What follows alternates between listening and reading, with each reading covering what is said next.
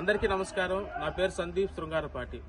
ఉండవల్లి కరకట్ట మీద చంద్రబాబు నాయుడు నివాసం దగ్గర టీడీపీ వాళ్ళు ఏర్పాటు చేసినటువంటి ఫ్లెక్సీలను అక్రమంగా తొలగించామని చెప్పి ఎల్లో మీడియా తప్పుడు ప్రచారాలు, తప్పుడు రాతలు రాస్తా ఉంది. గత 4.5 సంవత్సరాల నుంచి ఉండవల్లి కరకట్ట పొడవున ఐరన్ షీట్లు ఏర్పాటు చేసి వైఎస్ఆర్సీపీ ఫ్లెక్సీలు కడుతున్నటువంటి విషయం అందరికీ తెలిసిందే.